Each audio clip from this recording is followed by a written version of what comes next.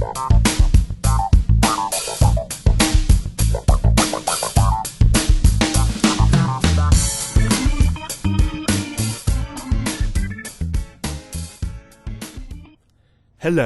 and thank you for joining us for another episode of Inventor's Quick Tips. Today we'll be talking about how to document an idea. Now, many people have ideas, but they don't know where to begin when it comes to getting them down on paper. But if you want to apply for a patent for your idea, it's going to need to be in writing. And even if you hire a professional to help you with the patenting, it will speed up the process if you have documentation you can hand over to them to help get the process started.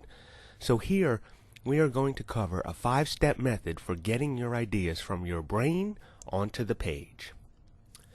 So step 1 is make drawings or take photos if you've already built the invention.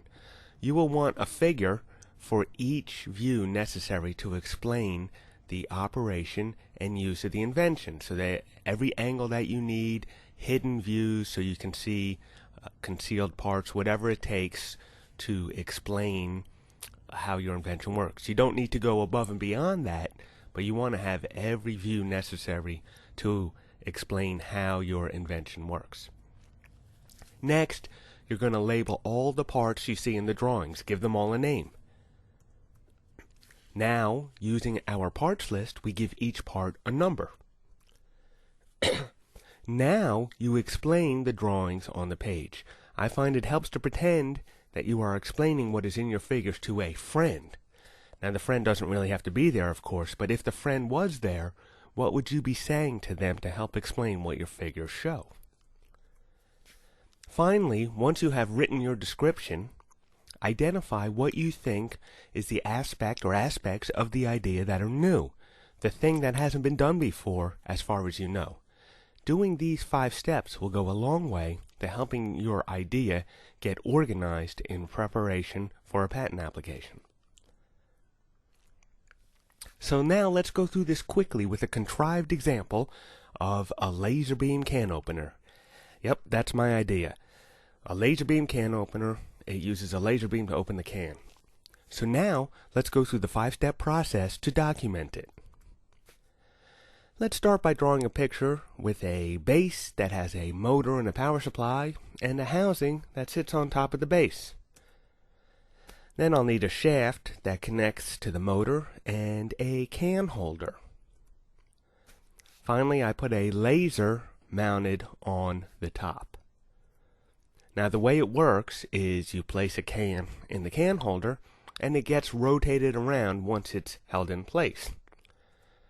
This activates a laser beam, as we see there in red, that is incident upon the outer edge of the can lid to open it. So with my drawing complete, I now make a list of the key parts. Here I have shaft, power supply, motor, etc. Step 3, I add part numbers to each part. Now, with patent applications, there is no hard, fast rule about the numbers, but I usually like to start at 100 for the entire apparatus, and then go by 2s for all the parts.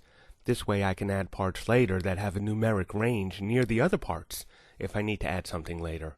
And I always seem to need to add something later. So here I gave the shaft the number 102, power supply 104, motor 106, and so on.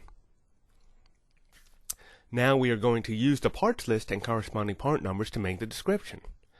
So this is just a sample, of course, but it says here the can opener comprises a power supply 104 that provides power to the motor 106 and laser 110. So notice in the written description, every time I mention the part, I follow it with the part number. That's sort of a standard way that patent applications are written. So if you look through this, you'll see that every time I mention one of the parts in my part list, I have the part number following it and basically explaining how the elements are all linked together. At the end of this description, at some point I should have touched upon every part in my parts list. I should have mentioned it at least. Now step 5, we have to identify what we think is new. Now electric can openers have been around for quite some time, and this one you see here is probably from the 1950s or early 1960s. as it's a can-o-matic. And in the 1950s, everything that was new and cool was o-matic. I guess it was kind of like the I and E that go before all the cool stuff nowadays, like iPhone, e-cigarettes, etc. Anyway, the mechanism to operate an electric motor to spin a can around a cutting surface is old news indeed. So, clearly this part of our device that we see on the right, the motor, the shaft, the can holder, nothing new here. That's been around for at least 50 years. But, as far as we know, the novelty here, the thing that's new and cool, is the use of a laser in place of a cutting blade. And there's advantages here, right? The laser doesn't get dirty like the blade of an electric can opener, and it doesn't touch the food, so it doesn't contaminate the food.